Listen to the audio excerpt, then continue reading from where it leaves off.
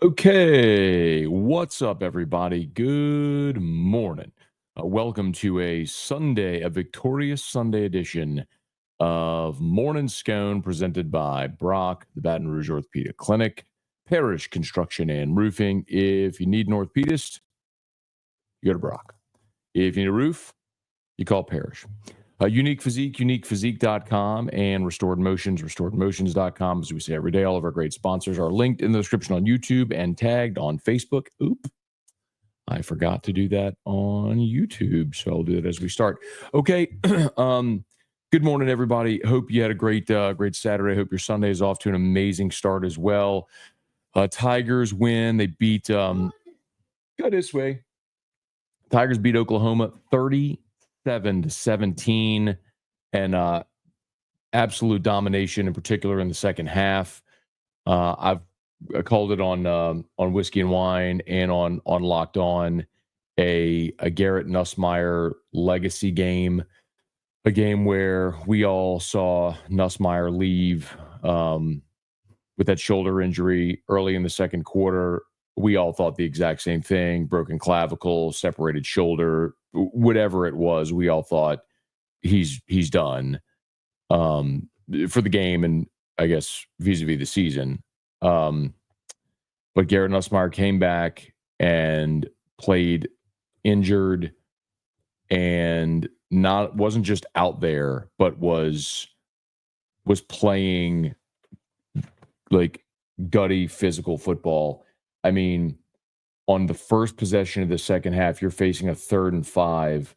Nuss drops back to pass. He has a lane. He scrambles up the middle. Not only does he scramble up the middle, but he dives forward, landing on his injured right shoulder. On the next possession, they got 3rd and 4. Nuss scrambles to the right. Good this way. And gets to the sideline and reaches the ball with his injured right hand, or right shoulder, like reaching the ball, diving toward the sideline. They say, and then he's getting up arguing. And like, it's one thing if this was a playoff game, if this was the SEC championship, if this was to punch your ticket to the SEC championship, if there was something like that on the line. This was a 7-win team going against a 6-win team on a cold night when all of your goals are off the board, and he's out there playing like that. Like, if he didn't have your respect before, if you didn't understand why Garrett Nussmeier was the best option to lead this team, why you desperately want him back next year, like, he showed everybody last night, if you didn't already know that. So, and on top of that, man, right after he injures the shoulder, right when he comes back, I mean, right when he comes back, on the first drive, he heaves the ball to Chris Hilton down the field for the first Chris Hilton touchdown. It was a 40-yard touchdown pass, but the ball went 50 yards in the air. That's right after coming off this bum shoulder, clavicle, whatever he had going on. I mean, incredible performance, incredible individual performance by Garrett Nussmeier, and a great team performance by LSU's defense, which in the second half just absolutely suffocated Oklahoma. As we've said all week, listen, Oklahoma is not a good offensive team. They are, as a matter of fact, statistically, the worst offensive team in total offense in the SEC, and they are second worst in scoring, and that's not a good offensive team. But there's a lot of bad offenses that look good against LSU's defense, and running quarterbacks have hurt LSU. And for the most part, LSU put Oklahoma in a chokehold, and it was so much fun to watch. The defense play fast and physical and aggressive. Even some penalties of aggression, like Woodweeks getting the personal foul on the sideline late in the game. But man, how about Dom McKinley with 2 sacks in the game? Devon Keys had a sack in the TFL. Good blend of young as your youth, as far as your veteran experience. Say Drying Sr. came up with an interception. Zai Alexander had a beautiful on a 3rd and 3, came up with a 3-yard TFL. There's so much good in this game last night, where it looked pretty bleak after you'd given up the defensive score, and then on the next drive is when Nussmeier gets hurt, and then they scored to go up 14-10, and Then Aaron Anderson, 100-yard kickoff return for a touchdown, put LSU back up 17-14. Tigers never trailed again. So,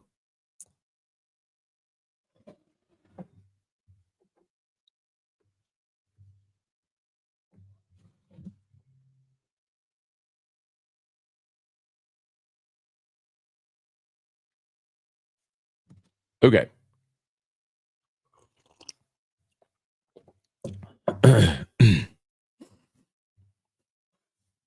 All right, let's say some good mornings, y'all. Please smash the like button if you would. Subscribe to the channel.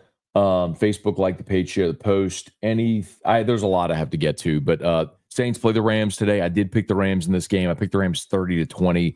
I guess it's still shades of last year in LA where Stafford and that passing offense just torched the Saints. Final score looked better than it really was because the Saints scored twice like in the last 5 minutes after it was like 30-7. So I do have the Rams comfortably today. I just don't think the Saints pass defense is going to be able to hang with Stafford and those receivers. And I don't know. I really don't like no Lucas Patrick and possibly no Eric McCoy. He's a true game time decision, but we'll see. So, all right, let's say some good mornings here. Hey, Joseph, good morning. Toki Doki. Jesse Brown, good morning. Thought the Anderson TD changed the momentum. There's no doubt. I mean, they had just taken the lead. They had taken the lead. Nussmeier's hurt. I mean, vibes are at an all-time low. Anderson gets you the lead right back. And then after the kickoff return, the defense holds them to a field goal, so it's tied. And then that's when Nuss came back and threw the touchdown pass to Hilton. So, I mean, absolutely. The Aaron Anderson, like that was a moment where you had just got done watching A.J. Swan miss an open receiver in the end zone, try to take your fourth timeout, which caused a delay of game, and you settle for a 34-yard field goal to take a 10-7 lead. But and then 3 plays later, they took the lead right back from you. So, yeah. The other thing the kickoff return for a touchdown did is it bought you more time, because your defense had to go right back out there instead of the offense with A.J. Swan going back out because Nuss wasn't ready at that point. So, absolutely. I mean, the kickoff return was massive. It took back all the momentum that their defensive score and injuring Nuss had taken. It swung it all back toward LSU. Sways, good morning from the ATL. Okay. Alex, happy for Hilton. How about Chris Hilton? 2 touchdowns last night. I think, and I'm going to say this, but I don't mean for it to be like a told you so. But now you saw what we all saw. Like a lot of people would ask, why do y'all keep asking about Hilton? Why do we keep talking about? And I get it. There was a point where like every week we're having the conversation and he hadn't come back and wondering if it was going to happen. But what you saw last night was the dimension he added to the pass game that you just don't have. I mean, he is really fast, athletic. He's a fluid runner, and he's a physical receiver as well. So, I mean, twice he made giant chunk plays that Jamie had 2 catches. He had 2 catches for 85, was your leading receiver with that 85 yards, 2 catches, 85 yards, and 2 touchdowns. I mean, like, I don't know if you ever looked at this, but like Chris Hilton for his career yards per catch is his Chris Hilton. Wait, hang on. His career yards per catch is 20.2. He averages 20 yards a catch for his career. I mean, it's just insane. Like that's just his thing. He is a big play waiting to happen. So it was great to see him back. And you can't help but wonder what if, man. What if you had him all year? It certainly would have added a different dimension to your offense. Bubba Smith, M. Nelson, Damon, good morning. Austin, what a great game. Full team win. Finding a way to score 10 points while Nuss was out was huge. Need to find more depth at quarterback. I think everybody saw that, right? So, I mean, that's another illustration. I mean, and look, the reason that A.J. Swan went, and a lot of people ask why Swan went in instead of Collins, like, because Swan started 12 games in the SEC. Like, he's been on the field before in those moments. And so you need someone to keep it together. You put him out there. I think Ricky Collins absolutely has the higher ceiling. And he gives you a run dimension that Swan doesn't, which is why I probably would have been more comfortable with Ricky Collins being in yesterday. But you saw very, very plainly the difference between Nussmeier, who started 11 games, or I guess now 12 this year, and then the Bulls. So Nussmeier started 13, and Swan who started 12. Those dudes have started the same amount of games. Pretty big difference between the two, right? Hey, Gary, good morning.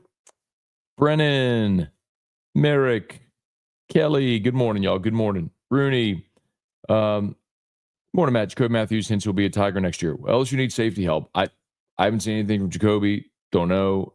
Don't have any insight to it. What I know is LSU needs safety help in a bad way. And they're going to have to go get one or two impact safeties out of the portal. And I don't know if Jacoby Matthews is the answer. If that's what they're going after, cool.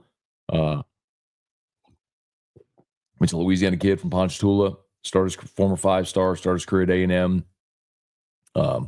Didn't play football this year. So we'll see. Maybe that's who they go after. But you need an impact safety out of the portal in a bad way. Austin introduced my dad to whiskey and... Was that a Freudian slip or intentional on the wine? WHINE. Worried that it might scar him for life. He actually laughed quite a bit and enjoyed it. Cool. Thomas, Jingle Gate Day Zero. Oh, no. I missed yesterday. Cortland. BK says, scratching the surface of Anderson's talent. Kickoff return, turn the whole game. It's so interesting, too, because we forget, Aaron Anderson was a 5-star coming out of Carr. Well, maybe we don't forget that. We talk about it. It's one of the reasons why I think there was huge expectations on him a year ago, and they didn't really manifest. But this year he has been so good. Let me check. I think Aaron Anderson is your leading receiver on the season. I think he passed Kyron Lacey.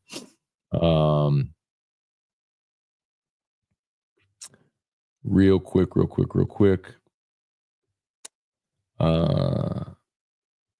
Nope. Kyron 58 for 866 and 9 tuds. Aaron 53 for 784 and 5 tuds.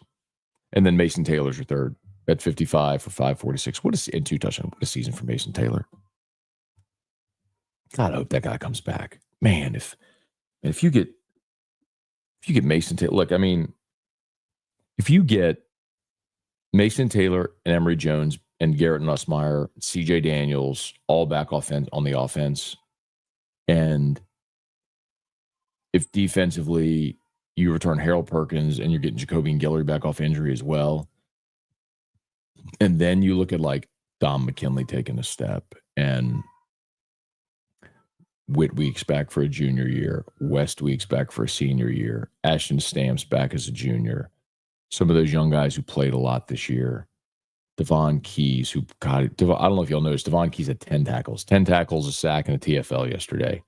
And then you're going to add this 25 class, and you're going to add the portal. Now you're looking at a roster where I go, okay, all right, that's a roster where you can go legitimately compete, not just to try to sneak into the playoff, but to go win. Stone Musso, good morning. Austin Knight, great meeting you. Got to meet Stone Musso last night at Don Juan for Whiskey. I got to meet a lot of y'all, man. It was so great, man. It's one of the best. I think it is the best part of Don Juan of going to Whiskey and Juan. It's just the listeners, the people who come out and say hello and are so kind and complimentary and everything. It's awesome. So it was great to meet Stone Musso last night.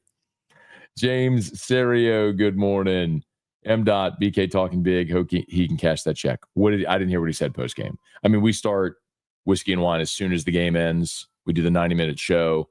You pack up, say hello to everybody, drive home, and listen to 15 minutes of Charles Handgriff, Richard Dixon, and then I do Locked On. So I didn't get to hear what BK said yet. So I don't know what he said after the game.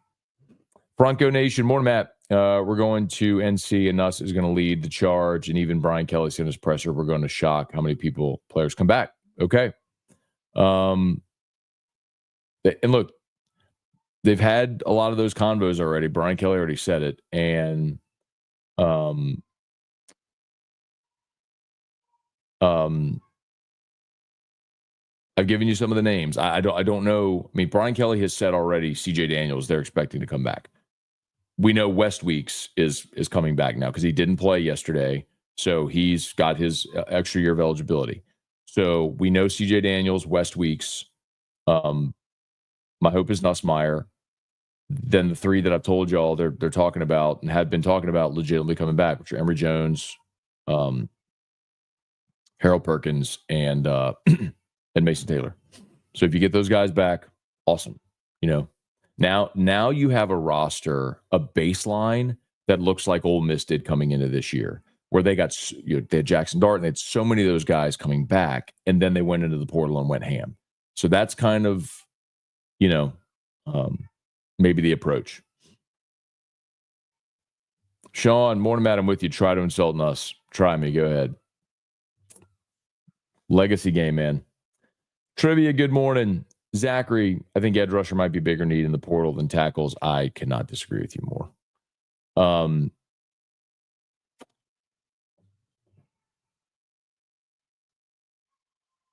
You were gutted this year up the middle at times.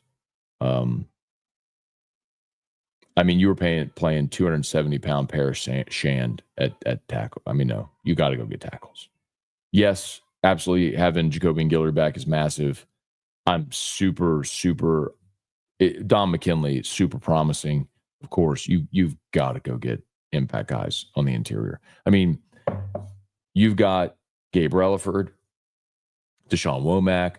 I'm telling y'all, Kalaj Cobbins is going to be a really good player. I'm not saying they don't need to go get an end, but they got edge guys. Perkins coming back potentially as well, who could play on the outside. Like, your bigger need is tackle. I'd say safety and tackle are your two biggest needs on the team. 2018 UCF type hit. We did talk about that too. Yeah, the hit Burrow took against UCF. I mentioned that in Locked On as well. It could be. I mean, a lot of people look at that as the catalyst, for Burrow, and maybe what happened yesterday for Nuss was that moment. Go this way. I mean, when Nuss came in the second half, when he ran on that third and 5 for 7 yards, not sliding, not feet first, going head first, shoulder onto the ground, and then reaching the ball on. I mean, the play on the 3rd and 4 where he scrambled to the sideline and reached the ball. Remember, it's 31-17 at that point. You're up 14. You're going you're in the final minute or so of the third quarter. You're up 4. You're up 2 touchdowns, man. You're up 2 touchdowns. Your defense is playing great. It's the last game of the season. You're not playing for anything meaningful. And you got this dude with a bum shoulder out there diving. Like, that, I think, was the catalyst. And in the fourth quarter, you saw the defense kind of go ham.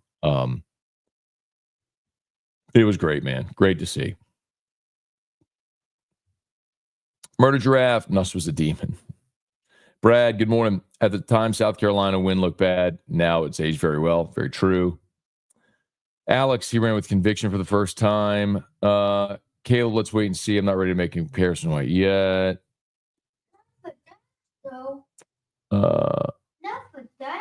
Then what? Here's what we're going to do. What are we going to do? You tell me.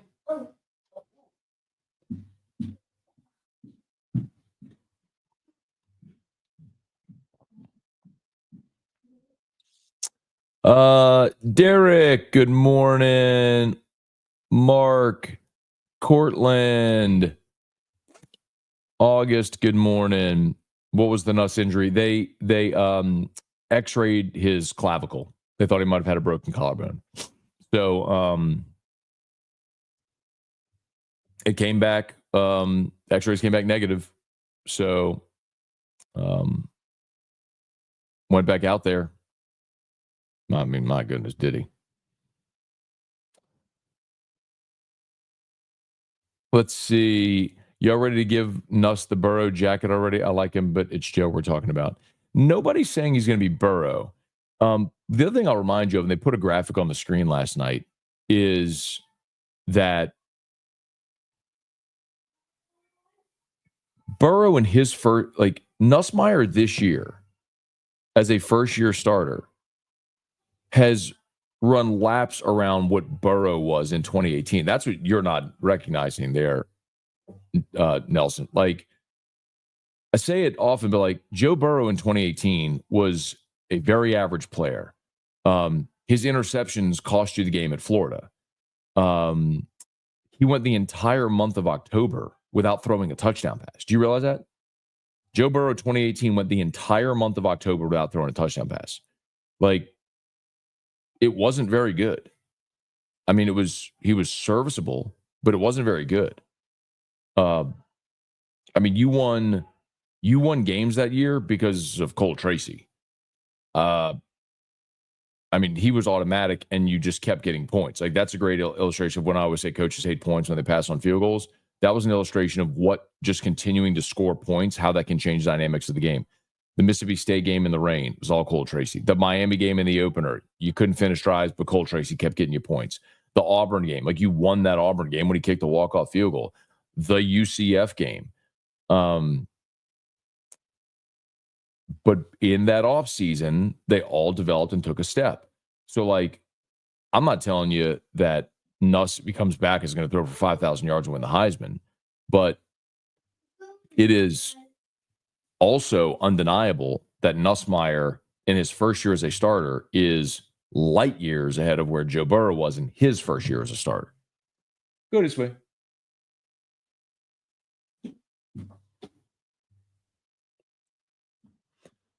Tony, go this way.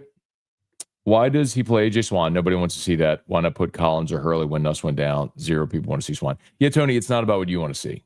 It's about going to function within the offense. And do you honestly think that the coach would put in a player that didn't give him the best chance to win? Like, just think about that logically for a second. Do you think the coach is going to go, look, I know that guy gives me a better chance, but I'll play this guy instead? And I wonder who the fans want to see. Bro, it's not a scrimmage. It's not an exhibition. Like, they're playing for keeps. So he put in a guy who started 12 SEC games who could go function within the offense. It's just that Swan doesn't have great physical ability. I mean, you saw it. I mean, even the third down pass before the field goal, it was after the. I mean, you burn your third timeout. So Caden Durham has the 50-yard run. It's first down. You burn a timeout. Your final timeout. So that's Caden Durham gets no gain on first. Second 10, it's an incomplete pass. Then on 3rd and 10, you get a delay of game, and you try to call your fourth timeout right there. So 3rd and 15, you had Mason Taylor in the end zone, and better throw gets it, but instead you end up settling for the field goal. Why spend money on backup transfer quarterback? Let's not get it twisted. Like, it's not like they went and broke the bank for AJ Swan. Okay, look, let's not get that twisted like this. They went and spent a bunch in the portal for a backup quarterback. That's a young guy that over 2 seasons had started 12 games at Vanderbilt. He hit the portal and he gave you some experience depth. That's good. Experience depth is a good thing. And he protected the football, and he functioned within the offense. He's also a second-year player who probably keep getting better as he goes throughout his career. But you're looking at a tough situation to walk into and not a very large sample size. But you also understand how much better the option that you have with Garrett Nussmeier is. Go this way. James, nice seeing all those freshman contributors on the field. Love the offense having some balance. Good night. Go this way. Good night punting on a few attempts. Way to welcome OU to the conference. Jeremy, couldn't be happier with how Tigers and Nuss played. Awesome job of the players and staff. Great way to finish the season. Zachary, couldn't be happier for Chris Hilton. He just won this transfer. Hope the defense would at least this good next year. I mean, Murray, I think there's no reason to think they wouldn't be better next year. Now, again, the thing that you have to keep in context, the offense you played last night is the worst offense in the SEC. Okay? Like, you have to keep that in context. That offense, Oklahoma, dead last in total offense, 15th, ahead of only Kentucky in scoring offense. So Not a good team that you played last night, but you dominated them, and that was great to see. If you get Guillory back and potentially Harold Perkins back, and Whit Weeks is coming back, and then young guys who we saw, Devon Keys, Don McKinley, take the next step, and you're bringing in, we hope, knock on wood, they finished with DJ Pickett. He steps in. He's a day one starter for you at one cornerback spot. Opposite Ashton Stamps, who would be a 3-year starter. You go into the portal. Yeah, defense could be much better. Kyle, good morning. Heck of a game. Nuss is tough as nails. Watching Whiskey and Wine, saw your comments about A&M. Who do you hate more, A&M, Ole Miss, or Bama? It's not a who do I hate more. Kyle, for me, it's a balance of power thing. He's asking, is like, I mentioned I was pulling for, I wanted Texas to win last night. A&M's never been to the conference championship game. Neither is Ole Miss. I don't want them to go. The joke everyone always makes about Texas A&M is Texas 8-4. Well, guess where A&M finished last night? 8-4. For all the hype about that team and playing for a chance to go to the conference championship game, and guess what they did in November? They lost at Auburn. They lost at home to Texas. They finished 8-4. Texas 8-4. So, I mean, I'm very much for the balance of power. I mean, Texas was a playoff team a year ago. I think they got a really talented roster. I'm not surprised by Texas having the success that they have early. Now, they had a very favorable schedule, yes, but I also think they're a very good team. I think people have poo-pooed Texas this year a little bit.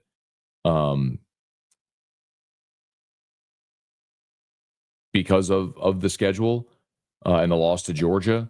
But I've watched Texas play a lot this year, and that is a very good, very talented team. And I wouldn't be surprised they beat Georgia in the SEC championship game. I know they already played once in Austin, but I wouldn't be surprised if Texas bounces back and wins this one. We'll see. But in any event, I just, for me, it's not about hating A&M or Ole Miss or Bama more. It's just about balance of power. I don't like. It's like in baseball. I didn't want Ole Miss or Mississippi State to win a national championship in baseball. That's something LSU, you're in so many recruiting battles with those teams. LSU always had that, that bargaining chip when it would go recruit. Like those teams never won. We won 7. So no, I don't want those teams going to the SEC championship game. Watch Braden on the trick play. Great discipline to watch the quarterback. Judge me off year 3. Feel like yesterday was the team's first complete game of the year from all 3 phases. Better late than never. Michael Cook, good morning. Sean Donnellan. Also, when anyone criticizes these players, please remember you're insulting a kid. Never do that. The picture on YouTube is Matt with hair. It's unsettling. Brad, do you think the committee will put Alabama in the playoff? I think the real question is, Brad, do you go with Alabama or a 3-loss SEC, or do you go with a second ACC team? I think the SEC gets 3. I think the Big 10 will get 4. The ACC champion will be in. Notre Dame will be in. Tennessee will be in as an at-large. And Boise will be in.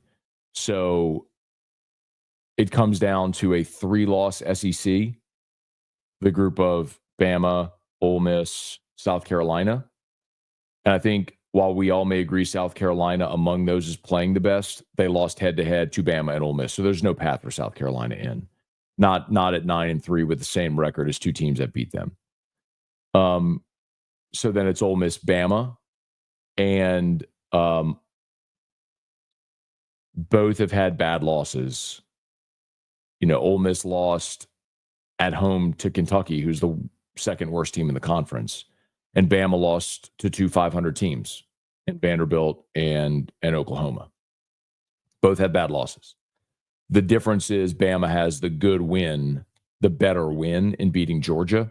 So of those 3-loss teams, if it came to that, the committee would probably lean Bama. I just think that they're going to end up giving 2 ACC teams a spot. A 10-2 Miami probably gets in over 9-3 Alabama. What would be interesting is if Clemson, let's say, wins the ACC. Clemson and SMU play next week. Let's say Clemson beats SMU. Clemson gets an auto bid. Does SMU, as an 11-1 football team that lost its conference championship game, did they get in as an at-large? Probably.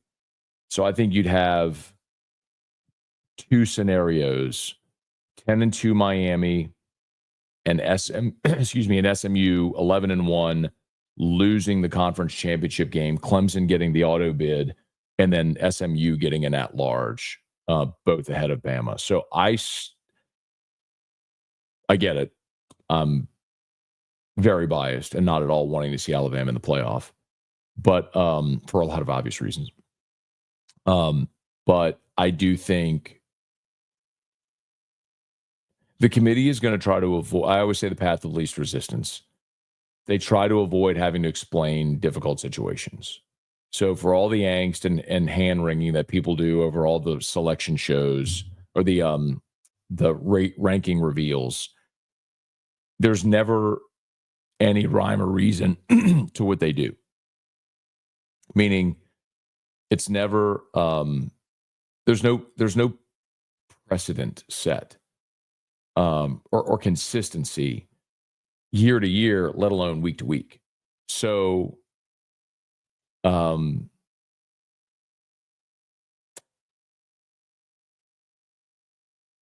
I just think that they're going to probably go for a more representative field. And I think the real interesting question is the most interesting question is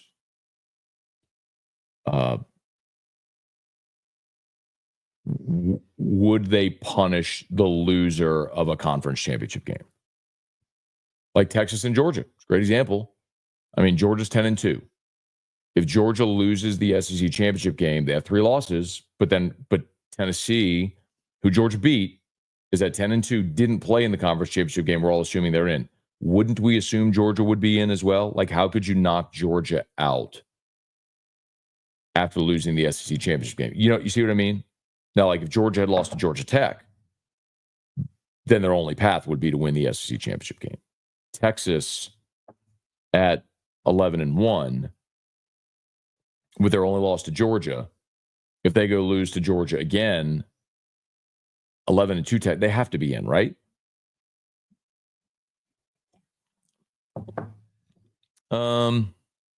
Please smash the like button if you would. Subscribe to the channel, Facebook, like the page, share the post. Hey, bud. Go this way. You sit on your mat, on your play mat. Okay. There's a nerve cluster there. I had my whole right arm go dead when I landed like that playing lacrosse once. Ryan, give us Michigan in the bowl. I don't think that's going to happen, man. I just don't think that there's a path for that to happen.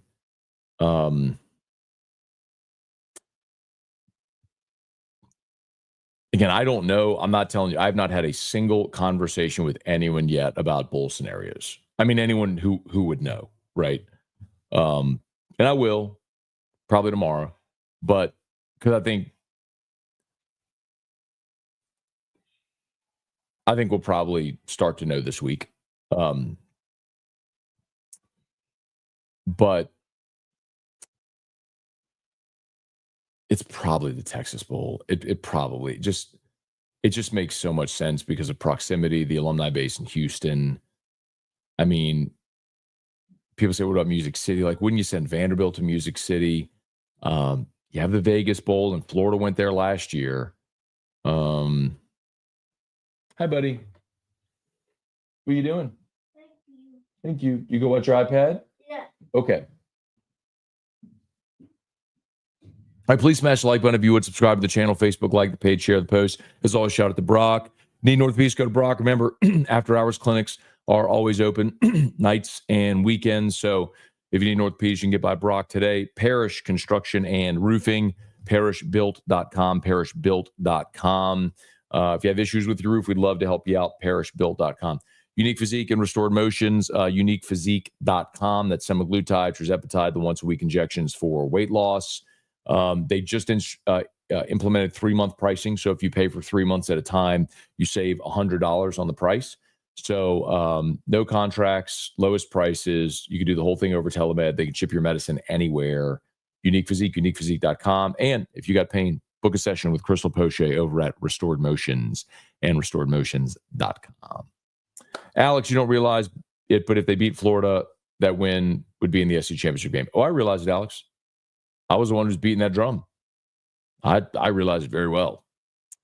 I guess Brian Kelly's moving the goalpost from year 3 to year 4. I'm keeping receipts. See you in the national championship. Okay. Yeah. Morning, Matt. I know you say LSU is normally 8-9 win team that pops every 5 years. From your perspective, can you explain why that is, knowing the talent and resources? Yeah, Phil, because it's really hard to win at a higher clip than that. Most LSU fans have an altered perspective of what success should look like because you stare at Alabama in your division. You stared at Alabama in your division the last 20 years, and you think, why can't we be them? Because nobody is them. You're like, well, Georgia, yes. Georgia went 10-2 this year, and they were a breath away from being 9-3 and losing at home to Georgia Tech. It's just what Nick did forever is not normal. And what LSU has been able to do for the last quarter century is better and more consistent than literally any other team in the country other than Bama. Because LSU's 3 national championships in that stretch are more than literally any other program other than Alabama. Drunk Vigo. Patrick, morning. Team, so much character with how they played. Anderson changed the game. We'll go to our chance with the 25 class. I'll tell you this. I'm not making any predictions for what 2025 will look like yet. I want to see how Wednesday goes, if they finish the signing class, and then let me see what you do in the first transfer portal period. Let me see what you do. Lance, saw participation report. West Weeks played last night, which stinks. I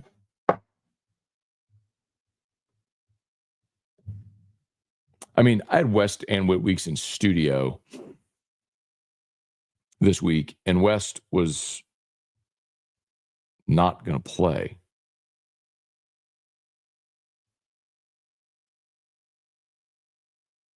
West Weeks did not play. I don't know what participation report you're looking at, but I'm looking at it right here. West Weeks did not play last night.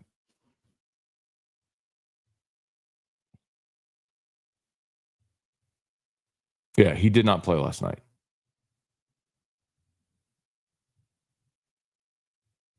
I'm double checking. Yeah, he did not play. I'll make quadruple sure, but I'm looking at it right here. He did not play. All right, please smash the like button if you would. Subscribe to the channel. Randall, if Texas wins the SEC championship game, we'll never hear the end of it. One first year, blah, blah. I don't care. They're a good team. Make defense great again, Matt. From a LSU perspective, what's the best case scenario for how the SEC fares in CFP? Texas and Tennessee both lose. Doesn't matter what UGA does. Honestly, man, I haven't given that any thought yet. I'm not a cheer for the league guy. I don't really care. I mean, I'll watch. I'll bet all the games. But I'm mostly interested to see how this first year plays out. I mean, I tend to agree that the established programs winning doesn't really affect you much because they're already established, like Georgia. If Texas wins the national championship, that would be different. Tennessee winning would be a huge boost for them. I don't know that Nico has been good enough against the better teams they've played So I think they're going to run up against good. I think Tennessee will run up against good defenses and really struggle offensively. You saw it against Georgia. You saw when they played Oklahoma. They scored 15 points against Oklahoma. Robert Lewis, Nuss quieted all the naysayers. Good for him. When do you think we may know if he's coming back? Look, so the deadline for players to declare for the draft is in January. If he's playing in the bowl game, I think that's probably a pretty good indicator, but I think he'll announce it before then. All those people who gave Nuss grief can kick rocks. Without him, LSU would have lost. Without Garrett Nussmeier, LSU this year, you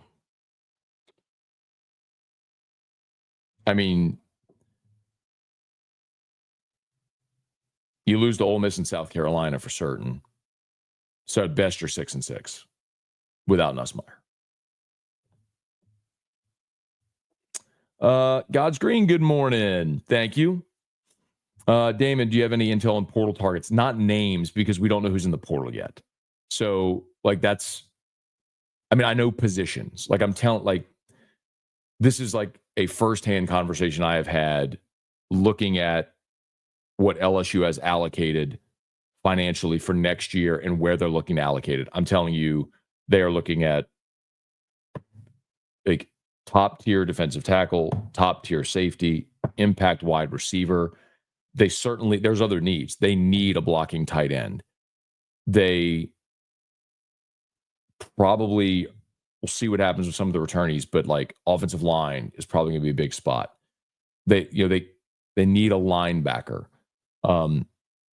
So they have a lot of those things allocated, but top tier needs, defensive tackle, impact safety, impact wide receiver. Just look at it this year. You missed so clearly the big play threat in your pass game. You've got to get a big play receiver. Lol. It was the purple jerseys. Do you think West gets a medical red shirt? West only played in 4 games this year, so it doesn't need a medical. Go this way. So West doesn't need a medical. Go this way. He only played in 4 games, so this is his red shirt year. So he is able to return next year. I had West and Witt in studio last week. We talked about it. That's the plan. Their younger brother Zach reclassified, so he'll be on campus. So all 3 will play together. So West Weeks will be back next year. Patrick, love how Don McKinley played last night. Chris Hilton was amazing. Deltona Doug, let's go. I'll say this. Have to learn how to become less reactionary during the season. I've gotten better as I've gotten older. I admit I need to give the staff some time. Who dat today? Alex Lacey got 1, hasn't complained much, and Mason made 2 big catches, got hurt, only blocked, I think. Jeff McKithen, good morning.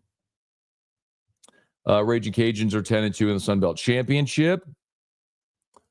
Jerry, what up, Jerry? Good to see you last night. Great. It was a great way to end the season, man. And glad you made it out, man. Always appreciate the visit, the chat, and everything, and hope everything continues on the up and up. Stefan, I understand Xavier Thomas receiving punts. Why isn't Anderson receiving kicks? Looks smooth and effortless. Go this way. I'll remind you, man, Xavier Thomas on the opening kickoff of the season against USC was a shoelace away from returning it for a touchdown. I think Xavier Thomas is fine. The interesting thing is the reason Aaron Anderson was back there is because Xavier Thomas took a hard hit and they were checking him in the concussion protocol.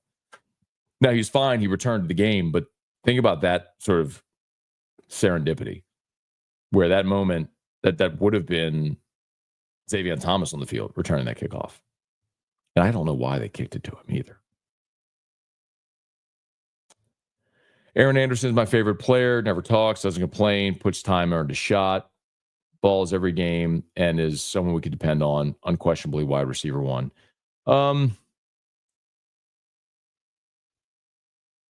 Maybe a co-wide receiver 1 next year. We'll see. Hilton is a 20-20 guy, 20 yards, 20 vertical per catch. I don't know who you are, but if you just live in a perpetual state of negativity, of glass half empty, like, you need to go take that energy somewhere else. Like, there's a time and a place for it. Like, I get, like, listen, I'm the last guy in the world that's telling you to go be a sunshine pumper. But on the morning after you beat Oklahoma 37-17 and everything went well, if you're going to come here with that kind of negative energy, that's just kind of dumb and really misplaced. So maybe just take a day. Maybe just take a day and then come back later. All right, I'm gonna go. I realize we're like 30 minutes behind on comments. Let me go to the bottom and I'll come back up. Curtis said, "Does the OC stay?" I don't know. I don't think Joe Sloan is going anywhere necessarily. What I've said repeatedly is I do think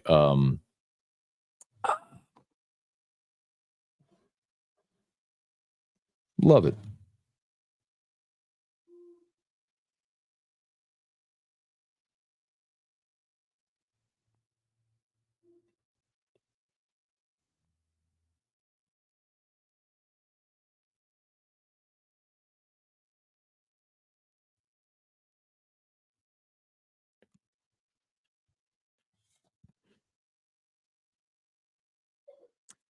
Excuse me.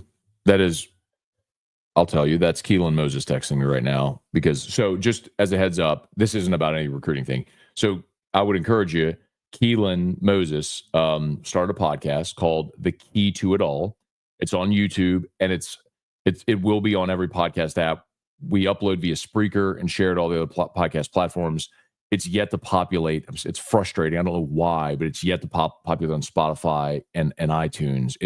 We have it connected. It just isn't populating yet. But it is on YouTube. The first episode dropped this past Tuesday. It's Keelan with his two brothers, Dylan and Emmanuel. Everybody remembers Dylan, who went to U High, obviously played at Alabama. And then Emmanuel is a 2027 cornerback.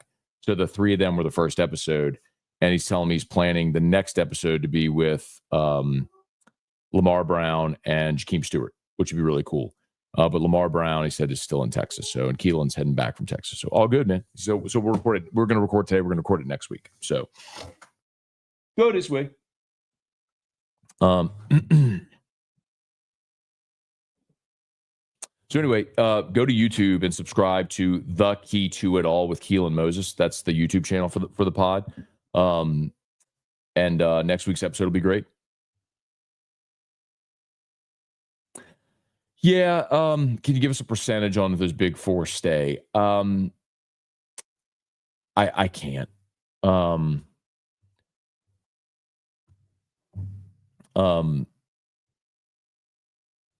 just don't know. I don't want to give you a percentage on something I don't know.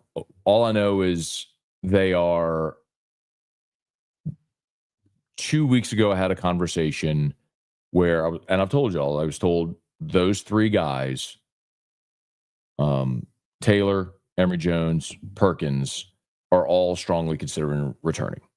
Now, I don't have a percentage because I don't know, but my feeling obviously had been like it was foregone conclusion. Okay, thank you for asking so nicely, Thomas, if you're still listening. Parish Construction and Roofing. At Parish, we got you covered. From the top of your roof, all the way down. Parish Construction and Roofing. Parish built. Parish built. Parish built. From your hometown. ParishBuilt.com. Okay. All right, y'all. Let's get to a few more minutes here. Going to mass at 11:30, so going to get rolling here in a second. I got you, Thomas. There you are. Alabama transfers Aaron Anderson and Ryan Williams are going to be so good for LSU next year.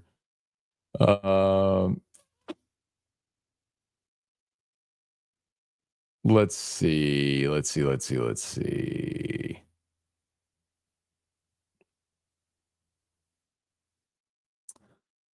Ask Scone, what are the players expecting to come back next season? Yeah, so I mean, we're kind of running through that a little bit. I know that's what everybody's asking. I mean, start with who you know, right? I mean,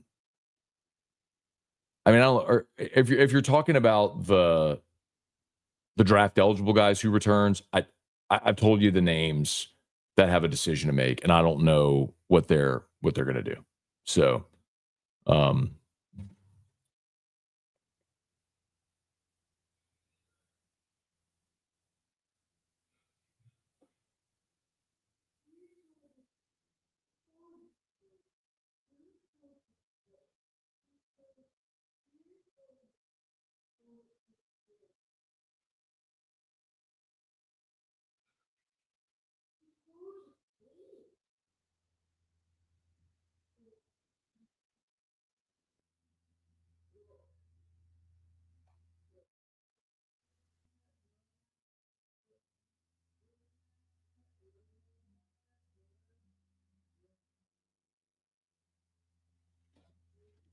our LouisianaSports.net e-blast is about to go out. Marler just sent it to me to see if I could proofread it real quick.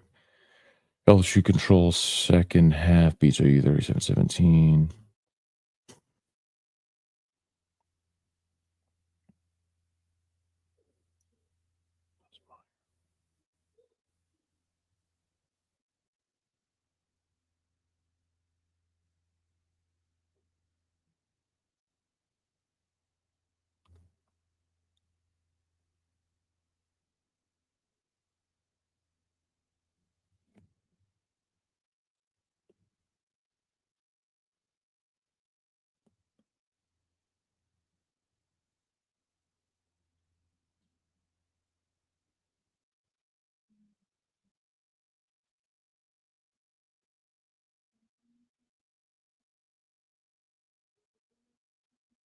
Sorry, y'all. I know this is terrible. But this has to get published.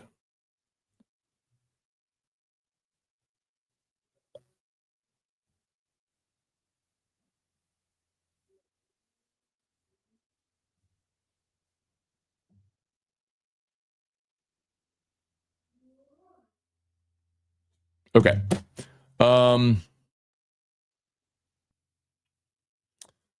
How many games did Hilton play in? Hilton has another year either way. So that's not a so for Chris, it's not a red shirt year type thing. He I mean, I'll tell you right now how many he played. He played in 1, 2, 3, he played in 5. A&M, Bama, Florida, Vandy, Oklahoma. So he played in 5 games. So he used a year of eligibility this year, but he has more eligibility because he's already redshirted and he could get a medical if he wanted to. Texas Bowl against TCU are the projections. You know what would be interesting about that is LSU would play against Jack Besh. Matt, if you spend on a run game in the defense in the portal, assuming Nuss and the receivers progress, that should get you a couple more wins in 2025. I need defensive tackles and safety. I mean, I think I want to see what happens with Emory Jones. I could see an offensive line where, look, next year, DJ Chester. Look, T-Bob talked about this last night, and I would trust him more.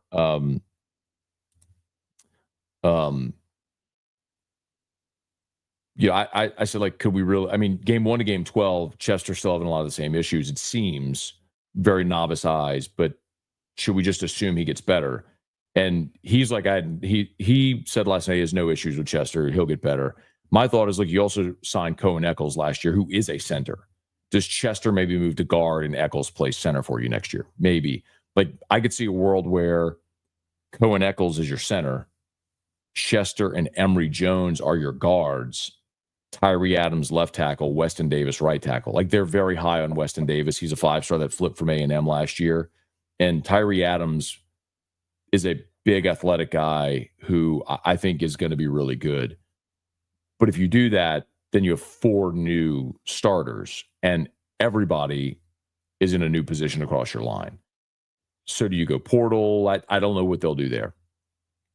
But I think O-line is getting an impact offensive line is probably the most important thing on the offensive side. But other than that, I'd say it's defense. Okay, y'all, I'm going to have to get going. With 4 teams, I think SEC should have 4, Big Ten 3. That's just not going to happen.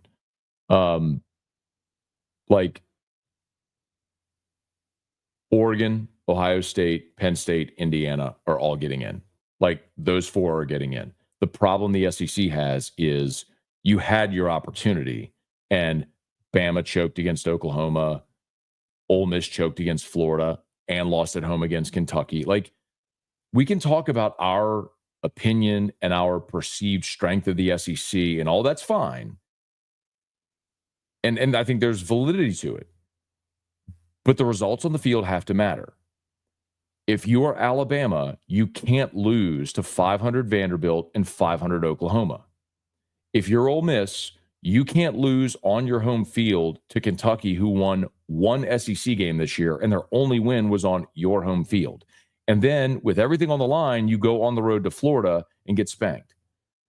You can't do that. Like the results have to matter. You can think a team is better and worthy and your league is good and all this stuff. Great. But the results on the field have to matter. This was my whole point last year about Florida State. Everyone who was like, oh, they're not as good without Jordan Travis. Don't care. They went undefeated. They won every game they played. And because you think they won't be as good, you don't give them a spot that they earned on the field by winning every game they played. You're basically saying their entire team was one guy. I mean, they went and won the conference championship game with their 3rd quarterback because their backup got hurt the week of the conference championship game. So they went and played the conference championship game with their number 3 quarterback and still beat Louisville. Like the results on the field have to matter. So no, I don't think the SEC should get 4 teams. I don't believe the SEC should get 4 teams this year because you have teams that blew it. Tennessee got down yesterday to Vanderbilt, and credit to them, they rallied, won the game. Had they lost that game, Tennessee should be out. Like it has to matter. Like results on the field have to, you will always hear me say that. I will always be consistent. The results on the field have to matter.